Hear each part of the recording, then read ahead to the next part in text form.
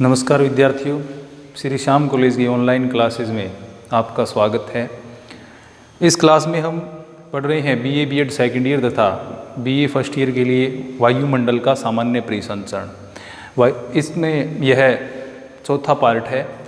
वायुमंडल के सामान्य परिसंचरण में हमने प्राथमिक एवं द्वितीय परिसंचरण पढ़ा, तृतीय का जो परिसंचरण है उसको पढ़ रहे हैं और तृतीय परिसंचरण में हम जो स्थानीय हवाएं हैं उनमें जो सामयिक और असामयिक दो प्रकार की स्थानीय और हवाएं होती हैं। असामयिक जिनको जो सामयिक हवाएं हैं उनके बारे में हम पढ़ रहे थे, यानी सामयिक, स्थानीय या दैनिक पवनें।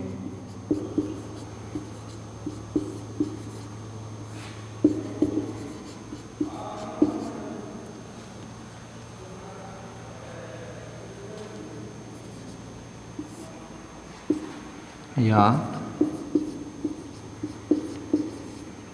दैनिक पवनें।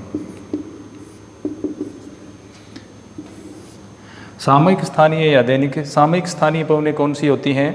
जो कि समय विशेष में किसी स्थान विशेष पर चलती हैं, यानी एक समय सामयिक में उन पवनों को विशेषतः सम्मिलित किया जाता है जो 24 घंटे में अपना एक चक्कर है वो पूरा कर लेती हैं। तो वो पवनें कौन सी कहलाती हैं? सामयिक दैनिक पवनें। और इस पवनों के अंतर्गत हम जो पहली पवन पढ़ रहे थे वह थी सागर या सागरीय समीर। पहली जो पवन पढ़ रहे थे इसमें हम वह थी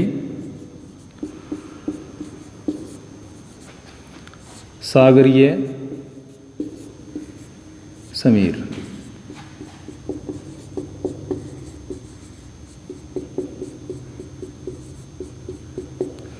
सी ब्रिज, सागरीय समीर। जैसा कि हमने देखा सागरीय समीर क्या होती है और क्यों उत्पन्न होती है। सामान्यतः क्या होता है कि जब सूर्य उदय होता है तो सथल भाग जो होता है, सथल भाग जो है वो क्या है, जल्दी गर्म हो जाता है। सथल भाग जल्दी, और जो जलीय भाग है वह क्या है, धीरे धीरे गर्म होता है। जल भाग है वो जल्दी गर्म हो जाता है, स्थल भाग है वो जल्दी गर्म हो जाता है, और यह धीरे धीरे गर्म होता है। तो जलीय भाग क्या है, धीरे धीरे गर्म होता है, जिसके कारण क्या होता है कि इस भाग पर क्या है, ताप कम और इस पर क्या हो जाता है, ज़्यादा हो जाता है। ताप यहाँ पर ज़्यादा होता है, ये तीव्र गति से क्या होता है, गर्म होता है। तो यहाँ पर ताप है वो ज़्यादा और यहाँ पर कम, तो यहाँ पर वायु दाब ज़्यादा हो जाता है। तो इस प्रकार क्या है, यह जो स्थिति उत्पन्न होती है इससे जो हवाएं हैं वो जलीय भाग से सथलीय भाग की ओर चलने लग जाती हैं।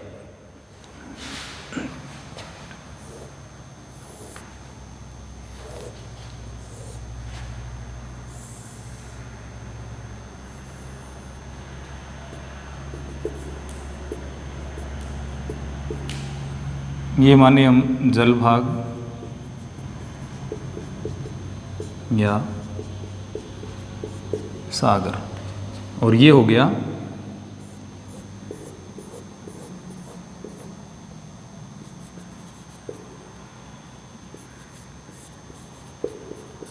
सथल भाग। अब जैसे सूर्य उदय हुआ तो सूर्य की किरणों के द्वारा सथल भाग है वह क्या है, जल्दी गर्म हो गया, यानी यह क्या है, तेजी से गर्म हो जाता है, जल्दी गर्म हो जाता है। अब जल्दी गर्म होने के कारण यानी ये भाग है ये शीघ्र गर्म हो गया, ये क्या है, धीरे धीरे गर्म होगा। यहाँ तापमान बढ़ गया, यहाँ पर तापमान क्या रह जाता है, कम ताप, ज़्यादा ताप। अब जैसा कि हमने पढ़ा ताप एवं दाब में व्युत्क्रम संबंध होता है, यानी तापमान कम होगा तो वायुदाब ज़्यादा होगा, और तापमान अगर ज़्यादा होगा तो वायुदाब क्या होगा, कम। तो इसी कारण क्या होता है, इस भाग में तापमान कम होने के कारण वायुदाब क्या हो जाता है, ज़्यादा, और यहाँ हो जाता है कम वायुदाब। ये जो कंडीशन बन रही है ये कब बन रही है, अब जल भाग से क्या है, सथल भाग की ओर पवनें चलेंगी। कब? दिन में। तो सागरीय समीर क्या है, कब चलती है? दिन में चलती है। कहाँ से चलती है? जल भाग से किस ओर? सथल भाग की ओर। और इसमें क्या होता है, अब ये नमी युक्त होंगी क्योंकि ये जलीय भाग से जाती हैं, तो इनमें कुछ नमी भी होती है। अब ये विशेषतः प्रारंभ कब होती है? सुबह। अब धरातल क्या है, ये सूर्य उदय होते ही गर्म होना प्रारंभ हो जाता है, तो इनका प्रारंभ कब से होता है? 10 से 11 बजे, यानी 10 से 11 बजे सुबह ये क्या है, प्रारंभ हो जाती हैं। और लगभग 1 से 2 बजे का जो समय है,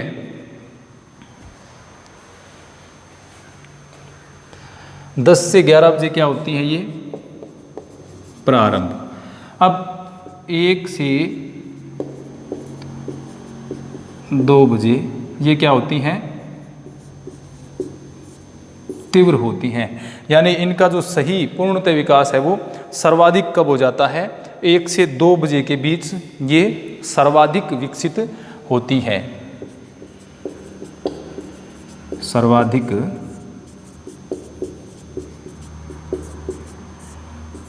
विकसित, तो इस समय ये क्या है? सर्वाधिक विकसित हो जाती हैं। अब ये जो है लगभग कब तक चलती हैं? ये रात्रि के 8 बजे तक इनका प्रचलन है वो रहता है। रात्रि 8 बजे तक, रात्रि के 8 बजे तक ये जो जल से यानी सागरीय भाग से जो पवनें हैं वो सथल भाग की ओर चलती रहती हैं, यानी सी ब्रीज है वो चलती रहती हैं रात्रि 8 बजे तक। उसके बाद सूर्य अस्त हो जाता है और तापमान है वो सथलीय भाग वो जल्दी ठंडा होने लग जाता है, तो इसका क्रम है वो बदल जाता है। अब इनकी कुछ सामान्य बात करें तो ऊंचाई इनकी क्या होती है, यानी ये ज़्यादा ऊंचाई तक नहीं चलती हैं, ज़्यादा ऊंचाई इनकी नहीं होती। सामान्यतः जो छोटे झील क्षेत्र होते हैं, छोटी झील या झील वाले जो क्षेत्र है वहाँ पर क्या है, ये 200 से 500 मीटर, 200 से 500 मीटर ऊंचाई तक ये पहुंच जाती हैं, यानी ज़्यादा ऊपरी वायुमंडल में ये नहीं जाती हैं, नीचे के भाग में ही ये चलती हैं। अगर उपोष्ण कटिबंध के जो महासागरीय भागों में चले जाएं, उपोष्ण कटिबंध सागरीय भाग, तो यहाँ पर इनकी ऊंचाई कितनी हो जाती है? 1000 से 2000 मीटर की ऊंचाई तक ये चलती हैं। तो ये ऊंचाई इनकी कोई ज़्यादा नहीं होती है। ज़्यादातर ये क्या, नीचे के जो भाग हैं यानी निम्न नीचे वाला जो वायुमंडल है उसी में ये प्रवाहित होती हैं ज़्यादातर। इसके अलावा ये जो हवाएं हैं उष्णकटिबंधीय जो सागरीय प्रदेश होते हैं उनमें सथलीय भाग पर कहाँ तक जाती हैं? सथलीय भाग में ये प्रवेश करती हैं लगभग 50 से 65 जो किलोमीटर का क्षेत्र होता है, 50 से 60 किलोमीटर में प्रवेश करती हैं। अगर हम अधिकतम देखें तो ये ज़्यादा से ज़्यादा कहाँ तक पहुँच जाती हैं? अधिकतम ये 100 किलोमीटर की जो गहराई है यानी सथलीय भाग है उसमें 100 किलोमीटर तक ये आगे तक चली जाती हैं। अब मध्य अक्षांशों में ये कम 15 से 50 किलोमीटर तक ही प्रवेश कर पाती हैं। जो निम्न अक्षांश हैं जहाँ उनमें क्या ये ज़्यादा प्रचंड भी होती हैं। अब मध्य अक्षांशों में इनकी गति क्या है? कम होती है। मध्य अक्षांशों में ये लगभग 12 से या 15 से 20 किलोमीटर प्रति घंटा इनकी स्पीड होती है मध्य अक्षांशों में, यानी मध्य अक्षांशों में इनकी गति है वो कम होती है।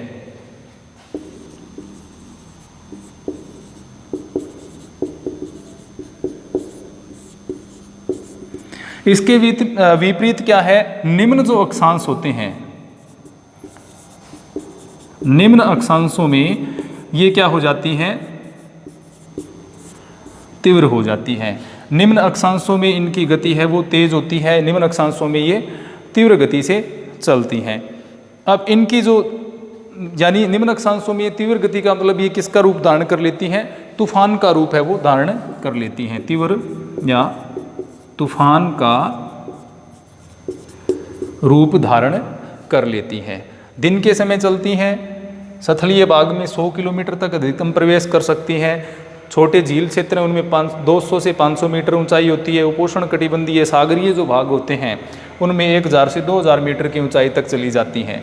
उत्पत्ति का कारण तापीय दाब का जो कारण है उनसे संबंधित कारणों से ये उत्पन्न होती हैं। अब जो उष्ण कटिबंधीय भाग हैं उनमें तटीय भागों पर, उष्ण कटिबंधीय जो भाग हैं उनमें तटीय भागों पर ये क्या है, तापमान पर भी प्रभाव डालती हैं।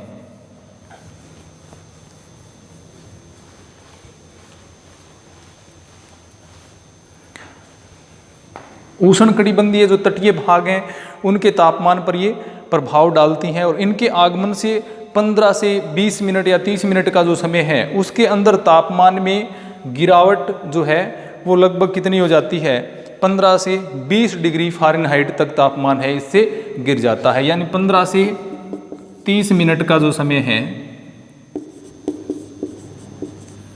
इसमें 15 से लेकर के 15 डिग्री फ़ारेनहाइट से लेकर के 20 डिग्री फ़ारेनहाइट तक क्या है, ये तापमान को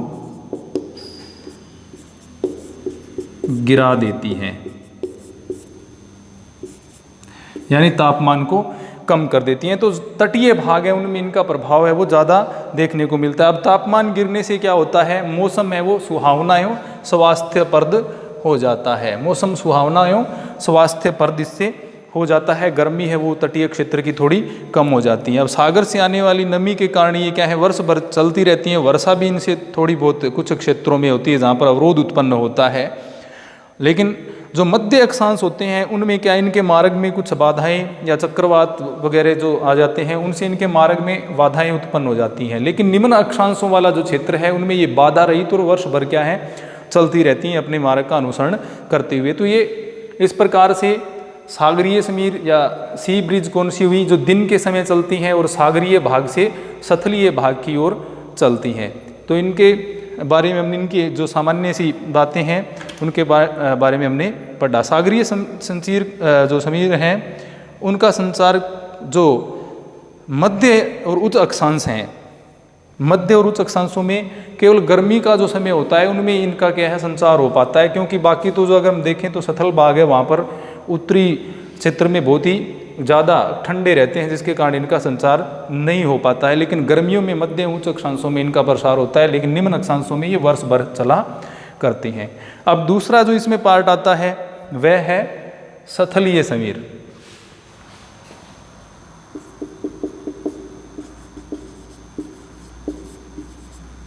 सथलीय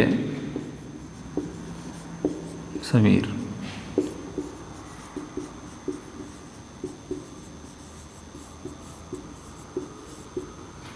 इनको क्या कहा जाता है, लैंड ब्रिज, सथलीय समीर। अब ये कब चलती हैं, ये विपरीत हो जाता है इनके।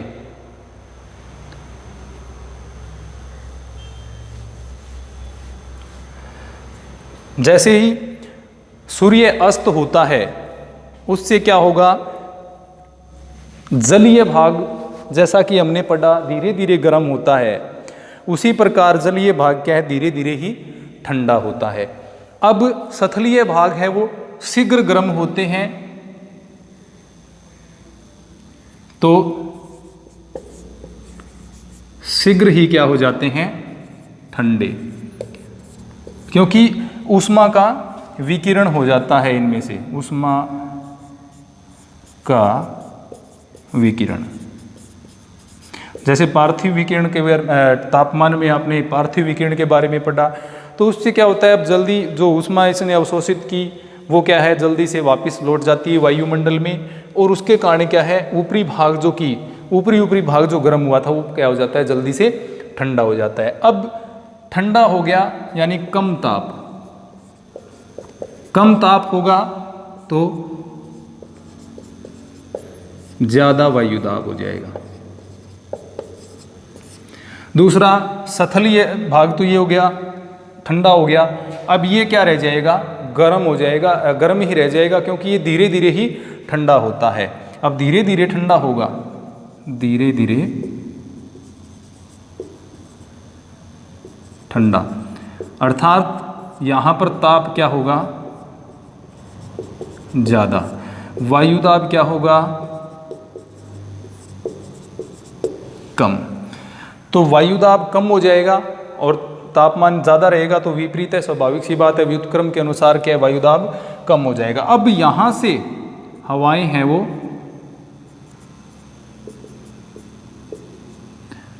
जलीय भाग की ओर चलने लगती हैं। तो सथल भाग से जल भाग की ओर, और अब यहाँ पर क्या है, रात के समय ये चलती हैं। तो रात्रि के समय जब सथलीय भाग जल्दी से ठंडा हो जाता है और जल भाग है वो धीरे धीरे ठंडा होता है, तो वायुदाब एवं तापमान का अंतर हो जाता है। क्योंकि सथल भाग है वो ठंडा हो गया, यानी तापमान कम हो गया सागरीय भाग की तुलना में, इसलिए वहाँ पर वायुदाब क्या हो गया, ज़्यादा। इसके विपरीत जल भाग है वो धीरे धीरे ठंडा होगा, तो यानी वहाँ पर तापमान क्या रह जाता है, ज़्यादा रह जाता है। तापमान ज़्यादा रहने के कारण वहाँ पर वायुदाब कम हो जाता है। और इसी वायुदाब की विसंगति के कारण ये हवाएं हैं वो वापस, यानी अपना जो रूट है वो बदल करके वापस जिस दिशा से आ रही थी उसी दिशा में क्या है, चलने लग जाएंगी। यानी पहले जो सागरीय भाग से आ रही थी, अब क्या है, ये सथलीय भाग से चलने लग जाएंगी। अब ये कब चलती हैं, रात्रि में। यानी जिस प्रकार हमने देखा जो जलीय पवनें वो रात्रि 8 बजे तक चलती हैं। अब रात्रि 8 बजे के बाद का जो काल है उसमें जो पवनें प्रारंभ होंगी वो कौन सी होंगी, सथलीय समीर होंगी, क्योंकि ये सथल से जल की ओर चलती हैं, इसलिए इनको क्या कहा जाता है, सथलीय समीर। अब सथलीय समीर सथल भाग से चलने के कारण कैसी होती हैं, शुष्क होती हैं। शुष्क होती हैं क्योंकि ये कहाँ से चल रही हैं, सथलीय भाग से चल रही हैं। अब इन हवाओं के कारण क्या है, जो तटीय भाग होते हैं उन पर समकारी जलवायु का प्रभाव पाया जाता है। तटीय भाग पर समकारी जलवायु का प्रभाव। जैसे पहले यहाँ पर कम ताप था, तो कम ताप से हवाएं होंगी वो कैसी होंगी, थोड़ी ठंडी होंगी, वो इधर जा रही थी, कहाँ पर, ज़्यादा ताप वाले में, निम्न वायुदाब में। अब यहाँ पर कम तापमान है तो यहाँ की हवाएं कैसी होंगी, ठंडी होंगी, तो वो किधर जा रही हैं, जल भाग की तरफ, जहाँ पर थोड़ा सा ज़्यादा तापमान है। तो ये बीच का जो क्षेत्र हुआ, यानी तटीय भाग पर हुआ, तो पहले तो सागर से आने वाली हवाओं ने उनको तापमान को प्रभावित किया उसके, अब सथलीय भाग से आने वाली जो हवाएं हैं वो भी उसके ताप को कम करने का प्रयास करती हैं। इसी कारण क्या है, जो तटीय भाग होते हैं उन पर समुद्र की समकारी जलवायु जो है उसका प्रभाव पाया जाता है। तटीय भाग पर है वो समकारी जलवायु का प्रभाव पाया जाता है, क्योंकि ये हवाएं इस प्रदेश को ना तो ज़्यादा ठंडा होने देती हैं और ना ही ज़्यादा गर्म होने देती हैं। इसी कारण जो तटीय भागों में जो शहर हैं, जैसे मुंबई है, कोलकाता है, चेन्नई जो है, आदि जो क्षेत्र हैं, विशेषतः मुंबई और जो कोलकाता वाले भाग, यानी जितने जितने हम तटीय भागों की ओर जाएंगे वो तटीय भागों पर तापमान कैसा पाया जाता है, समकारी जलवायु का प्रभाव पाया जाता है। यानी ना तो वहाँ पर ज़्यादा गर्मी होती है और ना ही वहाँ पर ज़्यादा सर्दी होती है। तो इसी कारण इन हवाओं के कारण यहाँ पर क्या है, समकारी जलवायु का प्रभाव पाया जाता है। अब ये जो हवाएं हैं जब ये सथलीय भाग से चलती हैं तो सथलीय भाग से जलीय भाग की ओर सुबह 10 से 11 बजे इनका संचालन प्रारंभ होता है। तो सुबह जल्दी के समय में जो नाविक होते हैं जो कि मछली पकड़ने का कार्य करते हैं वो क्या करते हैं, इन यानी सथलीय भाग की जो हवाएं हैं सथल से जल की ओर जा रही हैं उनके सहारे अपने नाव को समुद्र में ले जाते हैं। और जब शाम को दिन के समय में जब जलीय हवाएं चलने लग जाती हैं तो शाम को, क्योंकि रात्रि 8 बजे तक जलीय हवाओं का संचलन रहता है, उस समय तक क्या है ये वापस उन पवनों के सहारे वापस आ जाते हैं। तो इस प्रकार जो नाविक होते हैं वो भी इन पवनों के सहारे क्या है आवागमन करते हैं।